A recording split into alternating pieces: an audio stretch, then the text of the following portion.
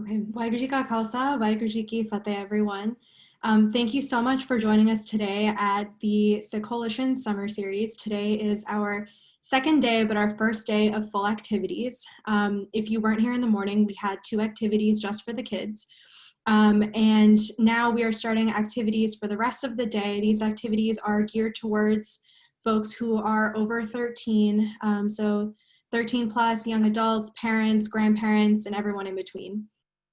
The Sikh Coalition Summer Series is a week-long virtual event bringing community members together to learn from one another and to discuss important issues and engage in fun activities for all ages. We have over 35 sessions planned for the Sangat for this week, and we hope you'll continue to join us for the entire week of activities. We are so excited to be able to welcome Simran Singh today, who will lead us through his session called Was Guru Nanak an Activist? You can take a look at the slide here that we're sharing to see how you can connect with him to ask any further questions or connect after this session. Simran Singh, who is joining us today, he is a scholar, an activist, and a writer who currently serves as a senior fellow for the Sikh Coalition. He has graduate degrees from Harvard and Columbia and teaches at Union Seminary in New York City. His dissertation was titled The Life of the Bratan Janam Sakhi, Tracing the Earliest Memories of Guru Nanak. Simran is also the host of Becoming Less Racist, and he is the author of a new children's book called Fauja Singh Keeps Going, the first ever major publisher, the first ever picture book from a major publisher to feature a Sikh story. Thank you so much for joining us today, Simran. We're really excited to have you. I will let you lead the session as planned, and I will return at the end to help with Q&A. For anyone who's here, if you have questions during the session, you can ask them through the chat, and then at the end, we will read some of those questions aloud for Simran, and he will take a chance to answer whatever he can. Thanks, Simran. Thank you, Harleen, and thank you all for being here. Waheguru Ji Ka Khalsa, Waheguru Ji Ki Fateh. My name is Simran Singh, and I wanted to talk a little bit today about how we think about Guru Nanak. I imagine that most of the people on this call probably have an automatic response when I say, was Guru Nanak an activist? I think most Sikhs I know immediately would say, yes, of course. Of course he was an activist.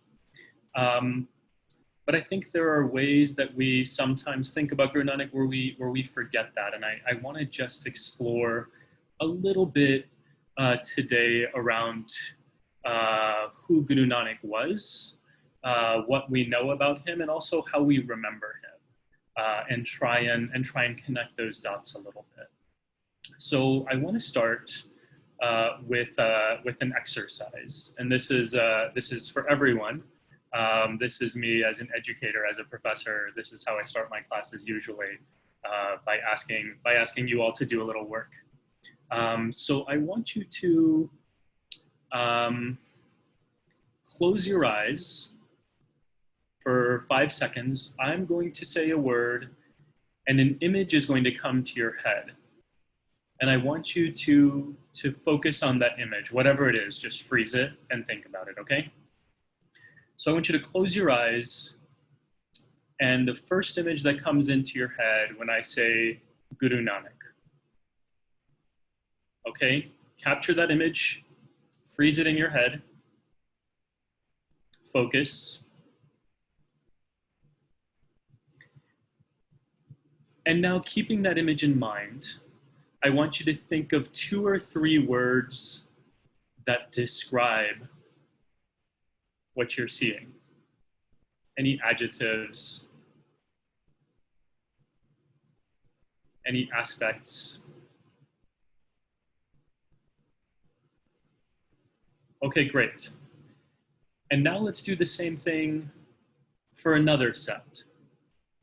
So I'm going to say another term, and I want you to freeze that image. Guru Gobind Singh. Okay, focus on it. Concentrate. Freeze it. And now think of 3 more words that describe what you're seeing here.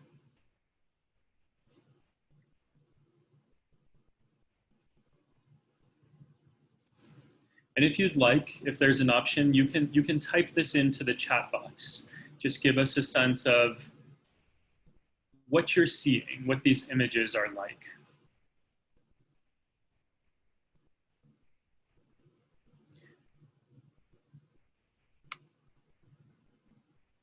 So my sense is that most of you are probably seeing the same images that I thought of in my head when I hear these words.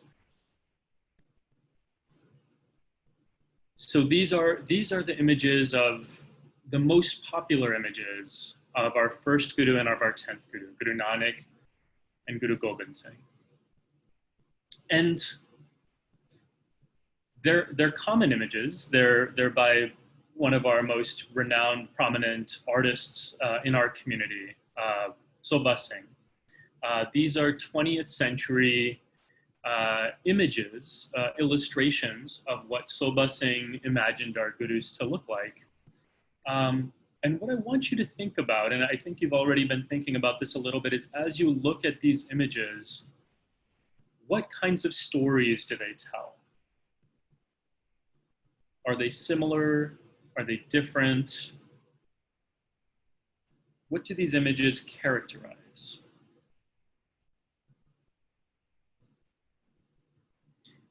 The argument that I want to make here is that images are important. These 2 portraits in particular, the one you're seeing in front of you right now, they've permeated our collective consciousness as Sikhs. They've become a part of our popular practice. We see these images everywhere we look, whether it's in Gurdwara settings or on websites or even in our own homes. I had these images at home when I was growing up above our fireplace. And what I want to say is that the way that we look at our gurus, what our images tell us, is important because these images have the power to shape, to represent, and to perpetuate the ways in which we understand Sikh teachings. And in the case of Sikhi, these portraits continue to affect how we understand and remember our gurus in particular. They freeze images in our minds that leave imprints of our gurus and their personalities, right? So much that when I say freeze an image, when I say their names, they come right into our heads as this is what they look like. And then there are the sort of implicit characterizations that come out of this. And in my opinion, right, there are a few problems with this. And this is, there's an entire debate around whether our gurus should be represented through images at all. I think that's an interesting conversation. That's not what I want to talk about today. What I want to talk about today is how the static nature of these images, they fail to capture how dynamic, how complex, how multidimensional our gurus really were. And that's the nature of representation as it is, right? Like a painting, a portrait by definition is one-dimensional. And our gurus were multidimensional. And so there's no way that an image would ever capture their humanity, right? Just like a photo, a printed photo of someone you love, it just captures a moment, but it doesn't actually capture how great that person is. So of course something is lost in translation. Now, I want to, before we get into this conversation a little further, I want to show you some more images of how our gurus have been represented in different forms of art, different media, different styles, just to get a sense of what our popular imagination looks like. And as we go through it, I want to ask you to again think about what key words come to mind? What kinds of personalities do they project? What impressions does someone receive from the two different figures of Guru Nanak Sahib and Guru Gobind Singh Ji? So here's another image of Guru Nanak Sahib, also from Soba Singh. You see Bhai Mardana and Bhai Balla sitting with him, Bhai Mardana on the Rabab, Bhai Balla doing what we call Chor Seva. And here's an image of Guru Gobind Singh.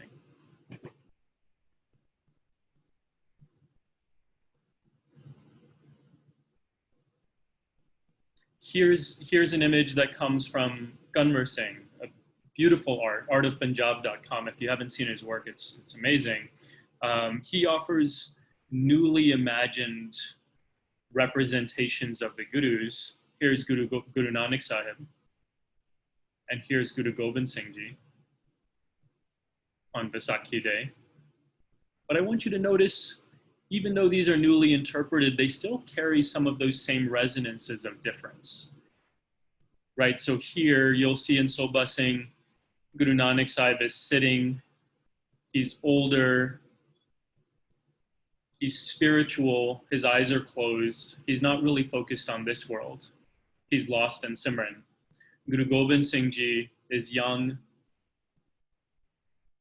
he looks strong, he's looking towards the future. He has a sword in hand. He has beautiful clothes on. His eyes are open, right? So you'll notice some of these same kinds of differences in the soft colors here. Guru Nanak Sahib is older, as opposed to, you can even see the musculature of Guru Gobind Singh Ji in this representation. This is from a series comic books that I read growing up called Amar Chitra Katha. And again, you'll see soft colors. This is Guru Nanak Sahib as a young boy. Many of you will remember this Sakhi, laying on the ground, right? Generally, you'll see he's inactive in how we think of him. And this is Guru Gobind Singh Ji as a young boy, about the same age.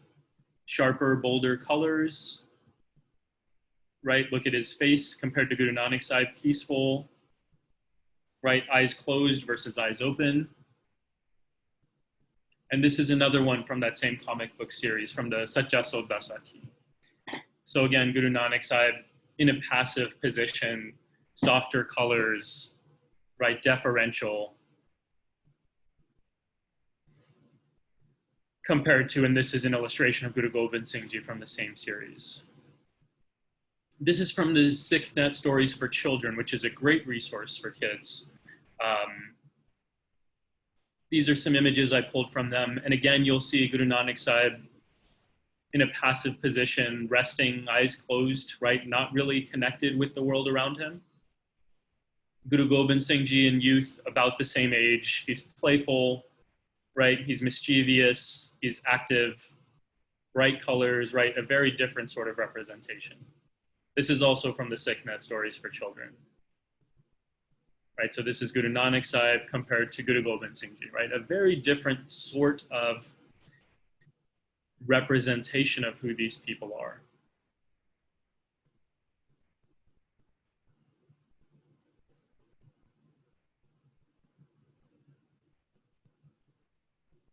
So I guess the question you could ask yourself right now is, why does any of this matter, right? Like, yes, they lived different lives. Guru Nanak Sahib had a different life than Guru Gobind Singh Ji, and they lived a couple centuries apart. They had different experiences, they had different challenges, right? And I think all of those things are true. But what I also want us to think about is, when we have single-dimensional understandings of our gurus that we hold as our primary, or at least an important way of remembering them, what kinds of challenges come with those if we don't attend to what happens? And so I've already asked you to think about what key words came to mind. We've sort of talked a little bit about what kinds of personalities they project. And my next question I want you to think about is, how do these representations of our gurus reflect Sikh belief systems? And what I want to submit to you here is that these different depictions of Guru Nanak Sahib and Guru Gobind Singh Ji, they reflect and perpetuate our understandings of them as being very different personalities who have very different ideologies. And that's the problem I want us to think about today. Right at the very outset of our conversation, we all agreed that of course Guru Nanak was an activist. But if you go back and look at the images and how we remember him, nothing about the way that we talk about Guru Nanak Sahib really focuses on him as an activist. Right? That really comes through in our portraiture of Guru Gobind Singh Ji. Right? Guru Nanak is given as an exclusively spiritual figure, someone who is passive, inactive, apolitical. And if you look at these images, right, like we even saw, he's sitting down or even sleeping in a majority of them. On the other hand, Guru Gobind Singh Ji is depicted as a warrior. He's royal. He's engaged with the world. He's active. He's political. He's moving. He's doing stuff constantly. These to somebody looking from the outside, they look like entirely different people. And this is what happens when we have one-dimensional images, right? They freeze these ideas in our mind, and they push us to think of these incredibly dynamic figures in very simplistic ways. So what I'm trying to say here is that the images that we have of Guru Nanak Sahib and of all of our gurus, they're problems in that they oversimplify reality, right? By showing Guru Nanak Sahib as spiritual only and showing Guru Gobind Singh Ji as political only, these images show us how we have created false dichotomies in our own head. And these dichotomies go against the very teaching in Sikhi of Miri Piri, right? In our tradition, we are taught that everyone is to be a Sant Sipai. From Guru Nanak Sahib to Guru Gobind Singh, these were our ideal Sant Sipais. Everyone is both spiritual and political. Everyone is as much focused on their internal spiritual development as they are on activism, right? That's our teaching from Sikhi, but you wouldn't know that from these images. And the reason this matters is these images then, by distorting the original teachings of Sikhi, by presenting Guru Nanak Sahib as a Sant and Guru Gobind Singh Ji as a Sipai, we end up missing the entire point of Sikhi, right? Like I've even heard people over the years say, well, I'm not a Sikh of Guru Gobind Singh, I'm more of a Guru Nanak type of Sikh. Or I've heard it the other way around, I don't really connect with Guru Nanak as much as I connect with Guru Gobind Singh Ji's teachings. And what we know from Sikhi is that they taught the same thing. They believe the same thing, that Jeet is connected all throughout. So by missing the doctrine of Miri Piri, we entirely miss out on the beauty of the Sikh teaching, right? Like, what is the system all about? So what I want to say here is that I believe this is a really important problem that we as a community need to identify, address, and resolve. And it's also something that is incredibly helpful for us as Sikhs to sit and reflect on, right? Like with so many of these things, like the real value of engaging internally is to find out ways that we can become better and more clear, right? Like this is what Sikhi teaches us. And so I want us to engage in that challenge. And in doing so, we can learn a lot more about Guru Nanak's life and what he was all about. Okay, so that's a reflection on where we are. And one of the interesting things to me as a historian, and what I've been spending a lot of my life doing, is trying to understand where we get our memories of Guru Nanak. And so my focus in my research has been on the Janam Sakhi literature, particularly the Puratan Janam Sakhi, which I believe is the version that is the earliest and most authentic in a sense, right? And I'm happy to talk more about why I think that and the challenges and even talking about it and using words like authenticity. But the Purathan Janam Sakhi is the focus of my research. But as part of it, one of the big questions that came up to me as I started exploring this different way of this false dichotomy we've created between Guru Nanak and Guru Gobind Singh Ji, I've been trying to understand where that comes from. And so as a historian, I started just reading everything I could, trying to see where these ideas began. So I want to share with you an important strand of thinking that shows it's not actually where this idea began, but it shows you how these ideas come forward and what impact they can have in terms of what people think about Sikhi. So the real brief explanation that I'll walk us through, the real brief explanation is the argument that scholars have made over and over again is if Guru Nanak was only focused on spirituality and he didn't care about the world around him, then how can we understand that? How could it be that he would create his own religion?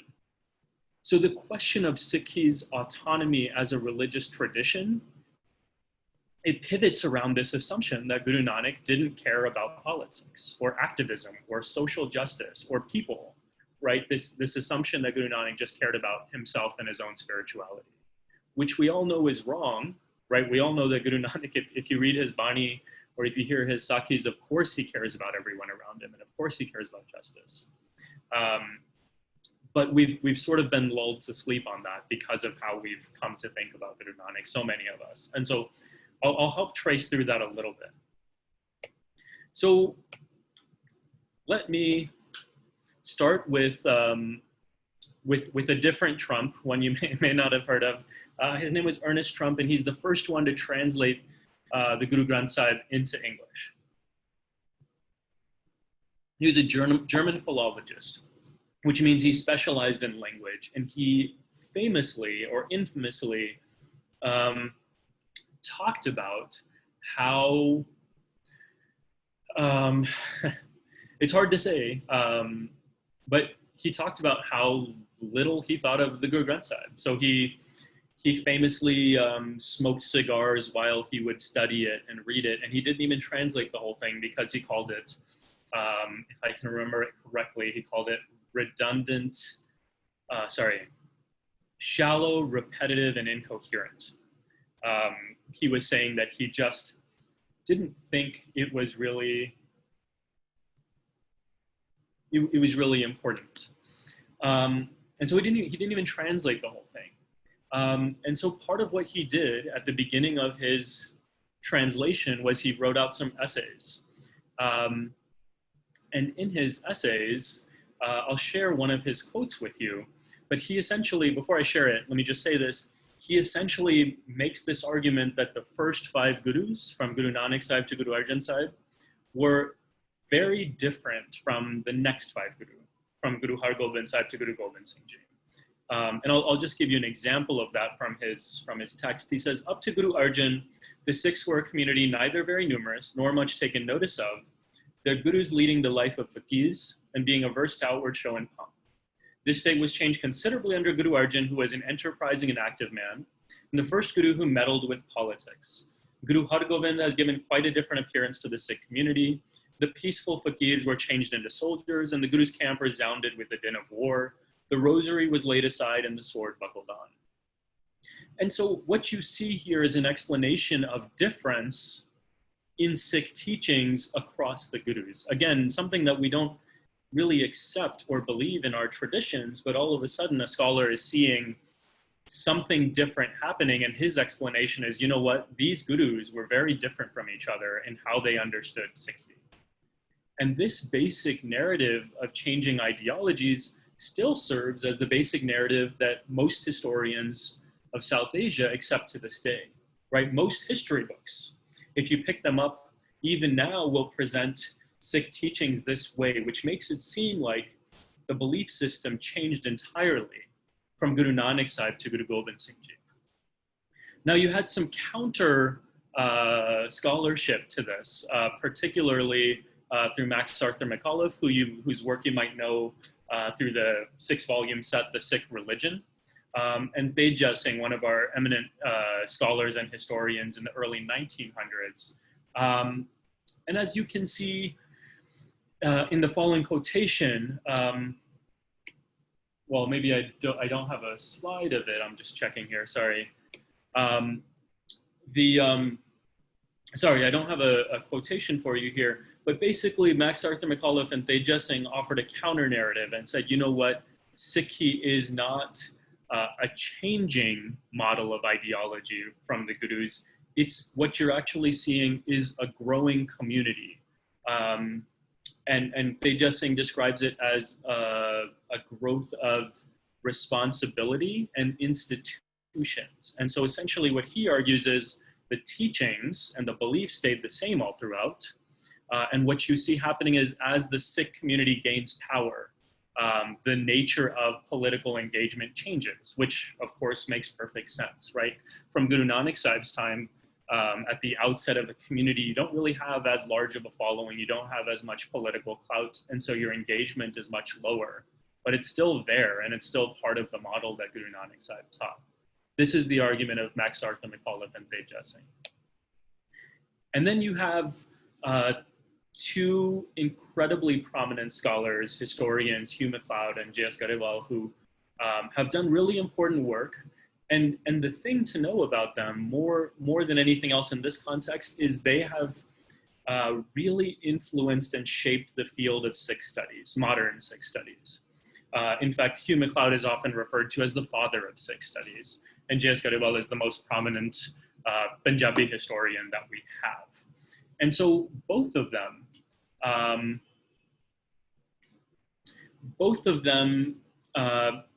go back or build on Trump's model, Ernest Trump's model. And I'll give you a quote from McLeod's book on the evolution of the Sikh community in a chapter called The Khalsa and its Red. He writes explicitly on this idea that the ideology of Sikhi is evolving from guru to guru. And it very much mirrors what we see from Ernest Trump.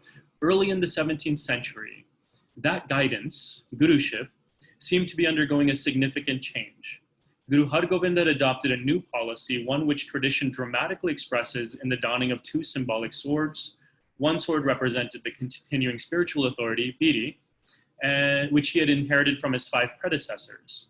The other proclaimed a newly assumed temporal power, Miri.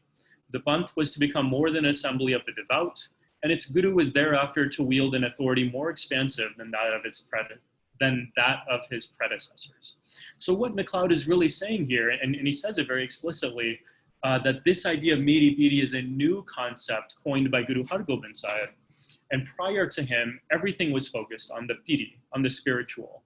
The Miri, the political or the temporal, only comes into fruition under the leadership of Guru Hargobind Sahib. And Professor Grewal says something very similar. This is from his book, The Sikhs of the Punjab. He says, Guru Hargobind Sahib, girded 2 swords, as the Sikh tradition puts it, one symbolizing his spiritual authority and the other his temporal power.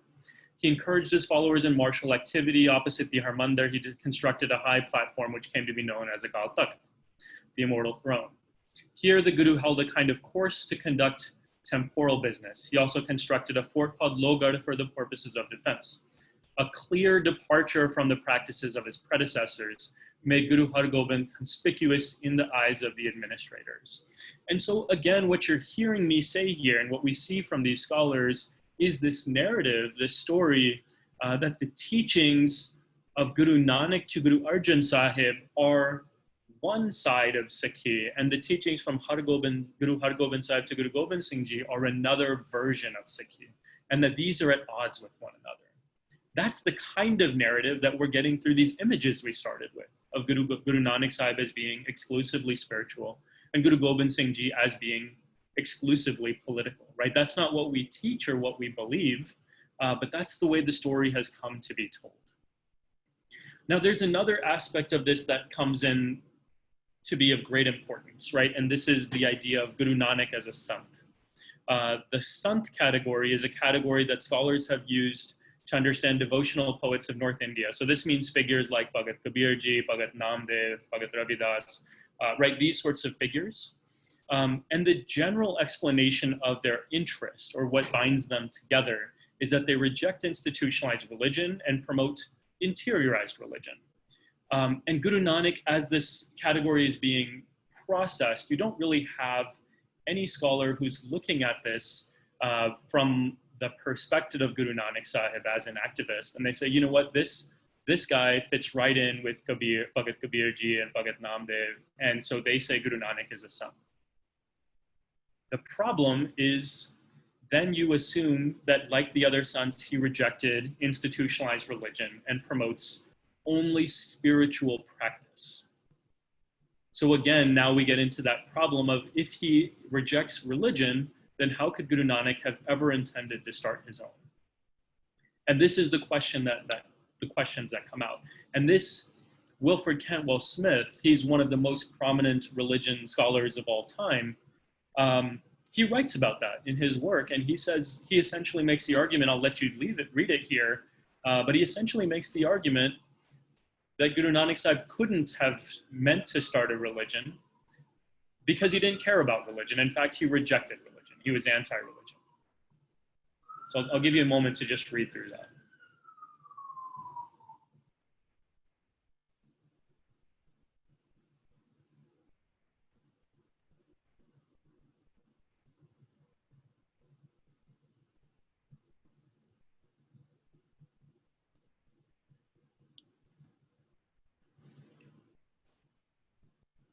So I hope you're following the thread of why this is important, right? If we start to say that Guru Nanak Sahib he only cared about his own spiritual well-being, then it would follow, and it has followed according to some historians, that he couldn't have meant to start a religion.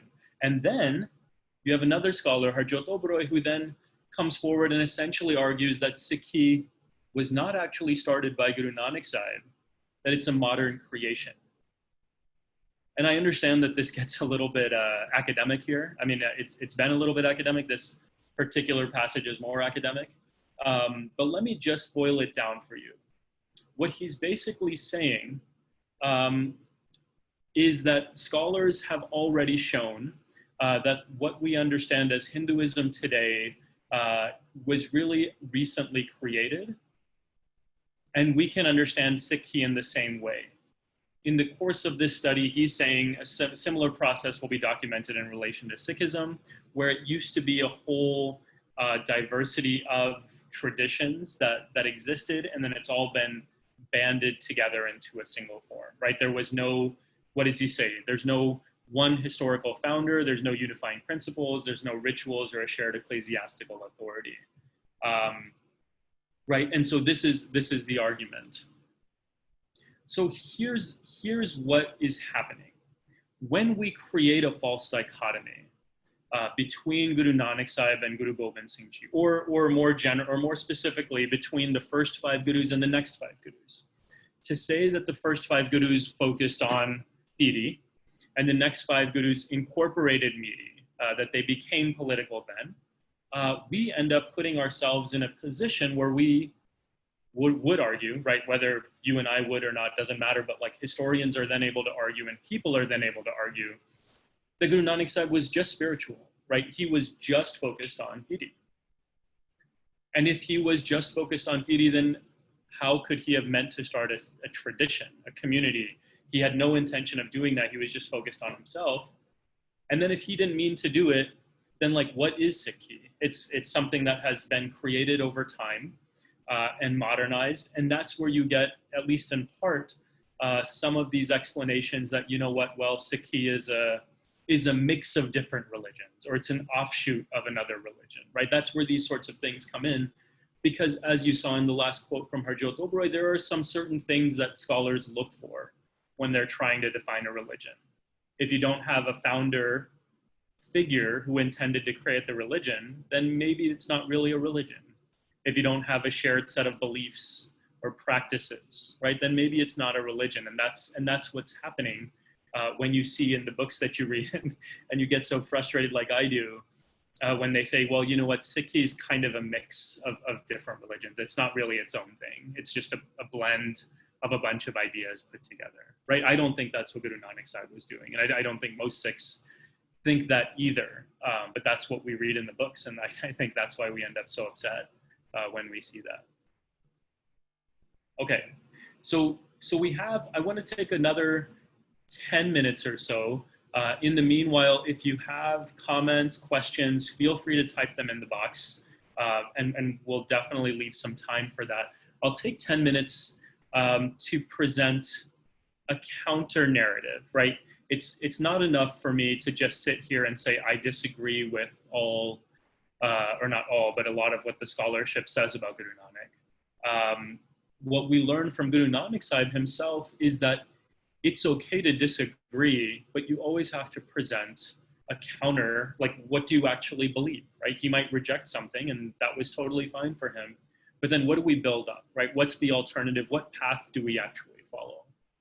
And here's where I would take us. And let me say this, the most interesting thing about this process is the questions might be new and they might be challenging for us to sort of dig deep, but the material is not actually that new, right? So like if we're creating a counter narrative, you don't have to be, you don't have to spend 10 years doing a PhD on Guru Nanak Sahib to have a counter narrative, because we already have that in our tradition. We grow up with it. And so I just want to help shed some light on how to think about it a little bit differently.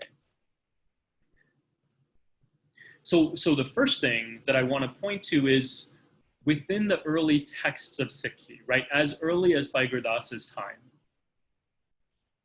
there is a clear recognition that Guru Nanak Sahib was trying to do something different and something very political, right? Look at the language he's using here. Marya Sikka Jagat Vich Nanak Nirmal Panth Chalaya.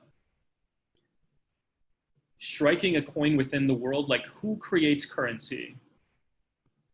Governments create currency. Guru Nanak Sahib is being compared to a political figure in this context, right? Marya Sikka Jagat. In the world, he struck a new coin. He created a new currency, Guru Nanak Sahib did. Nanak Nirmal Panth Chalaya. He started a new path. Panth is a term, like literally means path or way, but it also, even at the time when Bhai Gurdas Sahib was writing, it meant a community, and usually a religious community, right? We see that within our own tradition as well. We talk about Panth, Khalsa Panth, right? During the early 18th and late 17th century already, we know that that term was in use. So what we're seeing here is a counter to the two things we see here, right? Like this idea that he was only focused on interior religion. No, right? Bhai Gurdas is already telling us, no, that's not what he was doing. And did he not intend to establish religion? No, like he started a Nirmal Panth. He started a new community. So this is as early as Bhai Gurdas. I'll point to a couple of different examples that we all know, right? These are the earliest things we learn about Guru Nanak Sahib. And if we just think about them a little bit differently, we'll realize, oh, of course he cared about political engagement, temporal, material, like he lived in the real world, right? So the first example that comes to my mind is the way that he stood up to Babur, right? He publicly defied oppression. And we see this consistently throughout all our gurus. And the scholars, the historians would say, well, you see it from Guru Har Gobind Ji to Guru Gobind Singh Ji, but you don't really see it in the early. Yes, you do. And it's recorded in Bani, where Guru Nanak Sahib speaks out against the tyrant, or against the oppressor. So in the Guru Granth Sahib itself, we have a collection of shabads that we refer to as Babur Bani, where Guru Nanak Sahib speaks directly to Babur, and it's a scathing critique. He doesn't pull any punches. I mean, imagine in this context, if a religious leader, in any tradition, right? If a religious leader was to write scripture, write his own words, and critiqued our president, like, would anybody be able to say that this person didn't care about politics? He didn't care about justice. He didn't care about people. No, of course they couldn't. But for some reason, we allow people to say that about Guru Nanak Sahib, even though in his own writings, it's very clear. And in the Janam Sakhis, including in the Puratan Janam Sakhi, there are references to Guru Nanak Sahib's encounters with Baba, in which he stood up to him directly. Right? Some of the earliest Sakhis that we hear as kids are the ones where Babur incarcerated Guru Nanak Sahib and Bhai Mardana, put them in jail.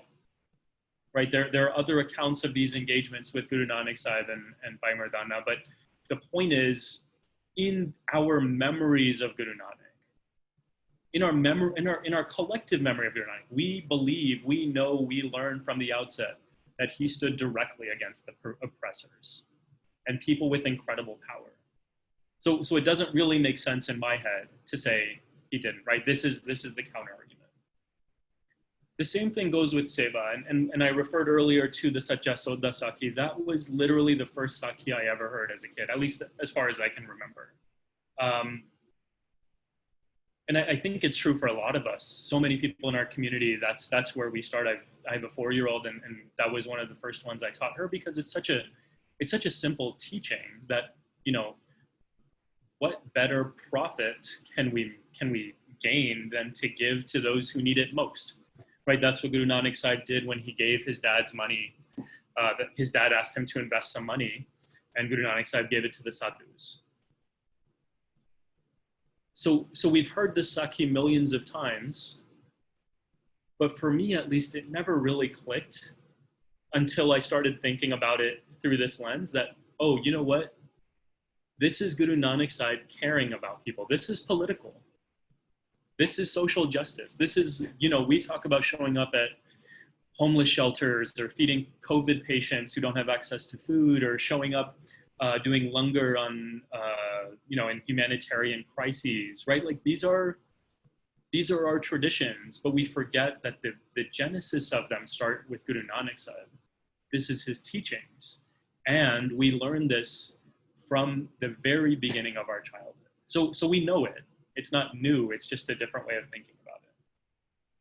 And the last example I have, and it's something I took for granted until I started thinking about it in a different way, but the fact that Guru Nanak Sahib founded a city, he founded a city, Kartarpur.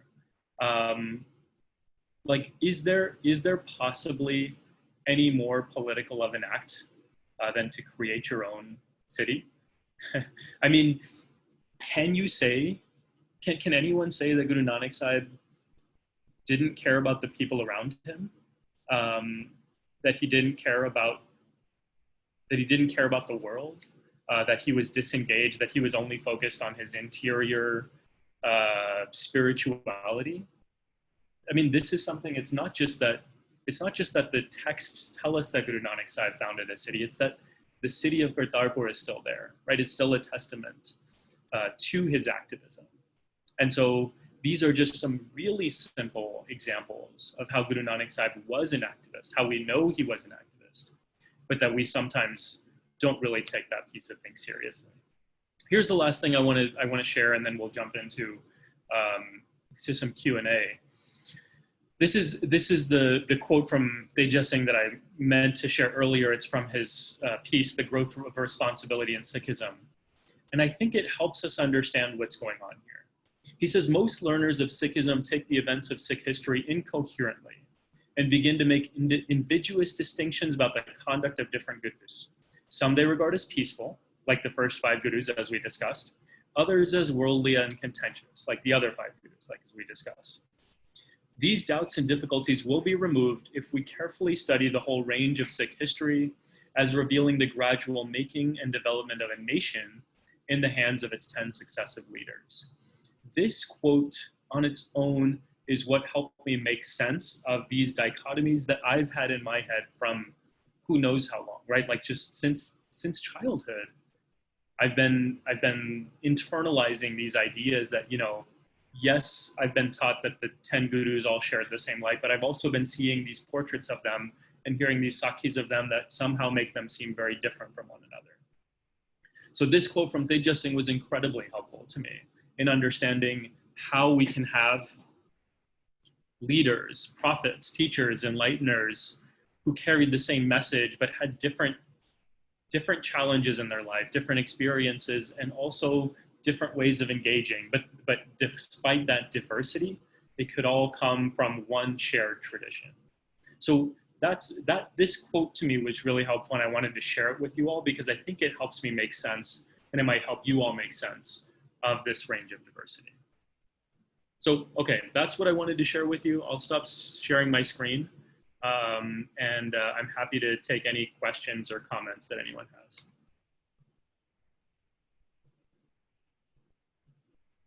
Waheguru Ji Ka Khalsa, Waheguru Ji Ki Fateh. So if you have any questions for Simranjeet Singh, you can send them in the chat. We already have some good questions that are coming in and some comments as well. Simran, I'm going to start with one question.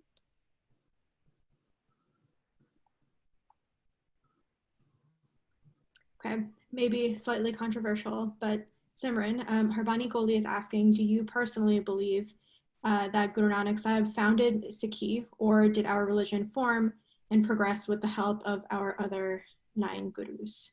And I think that might be up to your personal opinion. Yeah, no, it's a great question. And I would say there are 2 ways of answering this question. This is what professors do. They say yes and no to every question, and then they explain why. So here's the yes. And this is what I think a lot of scholars have missed. That's really unfortunate. The yes is, if you think about the aspects of what counts as, what makes something a world religion, there's some really basic things that you would expect, right? So you would expect a founder, as I mentioned, some text or scripture. You would expect some practices. You would expect unique ceremonies, right? This is what most religions have that distinguish themselves from one another. And most scholars have kind of missed the boat on this.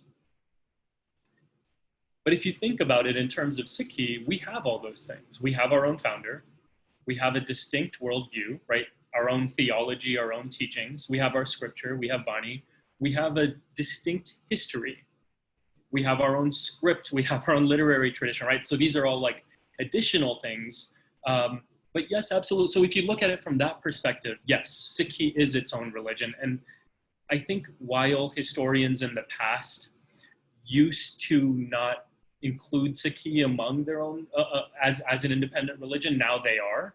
I don't think there's much contention around that anymore. I think the problem is it takes a while for popular understanding to catch up. So while scholars now will say, yes, Sikhi is its own religion,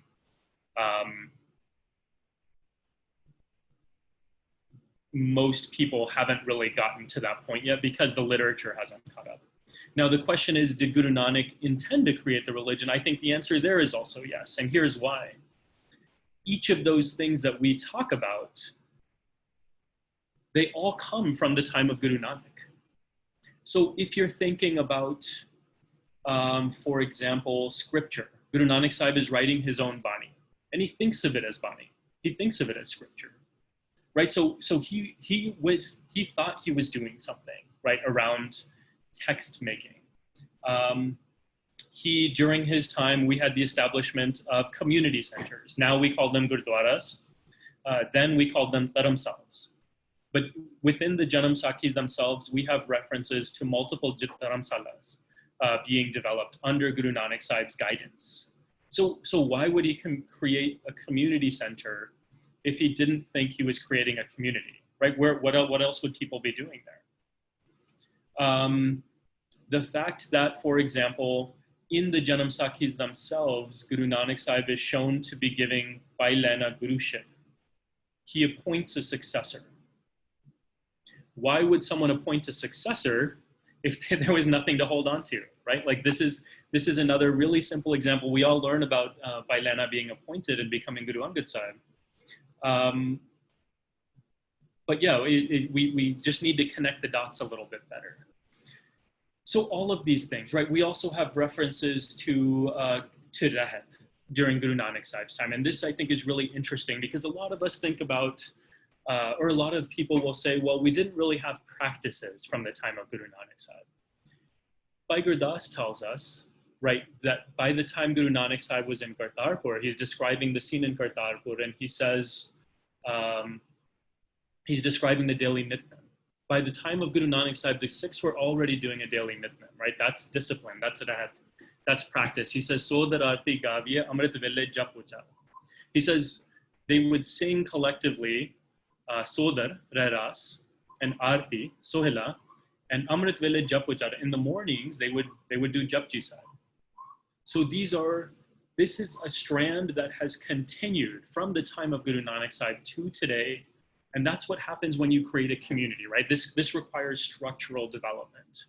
And Guru Nanak Sahib was busy during his life creating structures and institutions.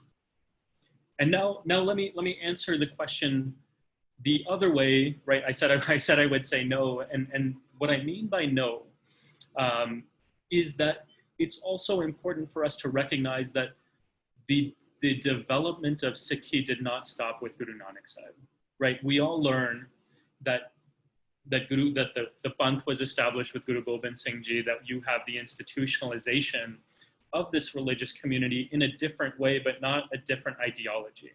It's just a formalization of the institution building. And after Guru Gobind Singh Ji, the Khalsa Panth and the Guru Granth Sahib together, they continue across time. And so one of the important things I think that's important for us to accept is that with any community, as time goes on, communities change, communities develop. And so not everything is perfectly or exactly the same as it was in the time of Guru Nanak Sahib or Guru Gobind Singh Ji or whenever, right? Like things develop over time, right? Like we might be using Sikhi to the max in our gurdwaras, and everybody is reading the Bani in English translation, which wasn't the way it was 500 years ago. And that's not necessarily a good or a bad thing, but it is a development. And so that's where I want to honor the question of, did Sikhi continue to develop? Of course it did, just like any ideology continues to develop, because that's part of life. Thanks, Simran, for that. So we actually have a bunch of more questions, and all really good ones. Unfortunately, we only have 5 more minutes left. So Simran, maybe we can do a couple of rapid fire questions, and then unfortunately we do need to end exactly on time because we're going back to back with summer series presentations, and there's another one in another 30 minutes. So if you have any more questions for Simran, you can feel free to connect with him on social media platforms like we shared before, or send him an email. Okay, so Simran, I'm going to try and ask 3, but maybe only 2 questions. So from Narveer Singh, how can the average Sikh combat the false narrative of Trump and Hew McLeod?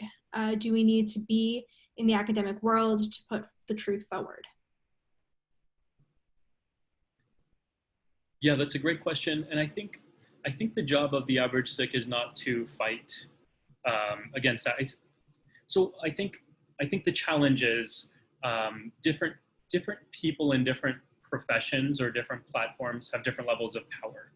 It happens to be that historians have had a disproportionate level of power because our field has been so empty.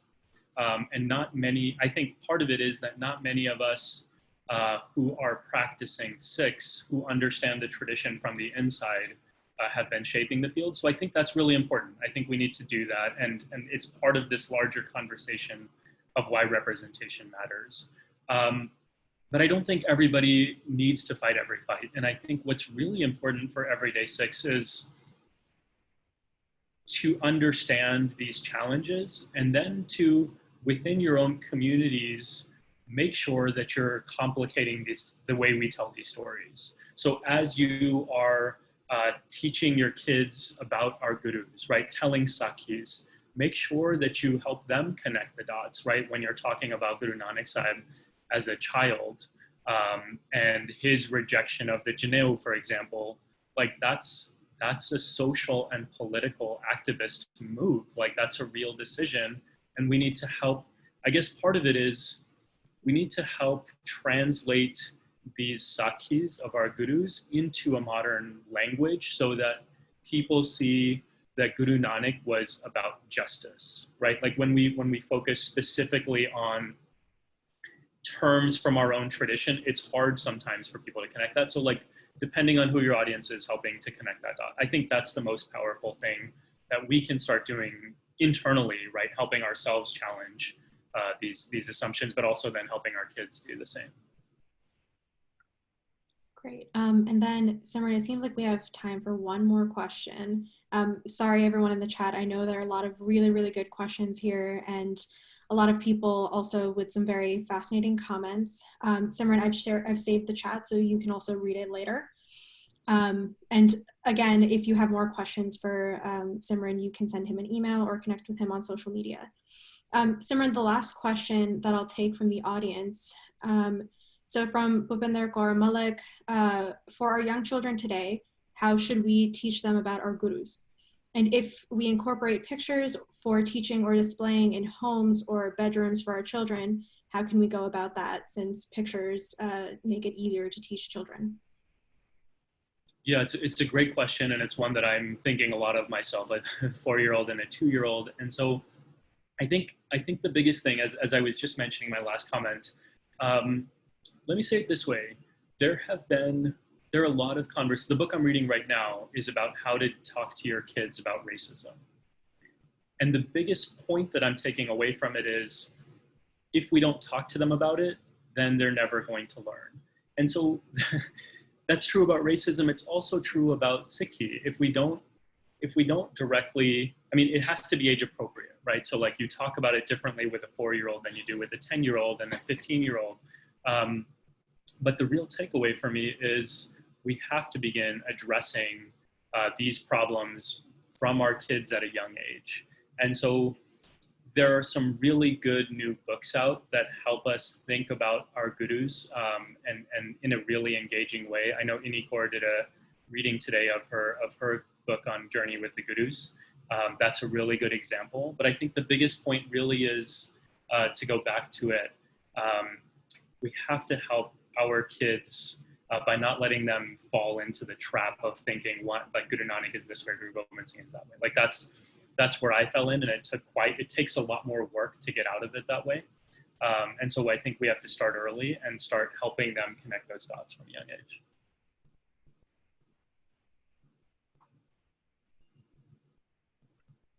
Okay, well, with that, thank you so much, Simran, for a really, really thought-provoking and awesome session. I know that a lot of people learned so much. I know that I learned a lot of new things as well. And thank you so much for the time that you put into this presentation and for sharing your expertise with us. For those who are in the comments or in the chat and have more questions, sorry we're not able to get to all of your questions this time. I've shared here some contact information for Simran Jeet. You can connect with him via email at simranjeet@sikhcoalition.org, or find him on Facebook, Instagram, and Twitter at SikhProf. And then make sure you do check out some more information about his new children's book that's coming out, Fauja Singh Keeps Going. So thank you all so much for joining our summer series session. We have sessions for the rest of the week happening all day, every day until Saturday. So please do take a look at the lineup. You can learn more at sikhcoalition.org/summer series. And we hope to see you again during the week. Thank you again, Simran, and thank you everyone for joining us. Waheguru Ji Ka Khalsa, Waheguru Ji Ki Fateh.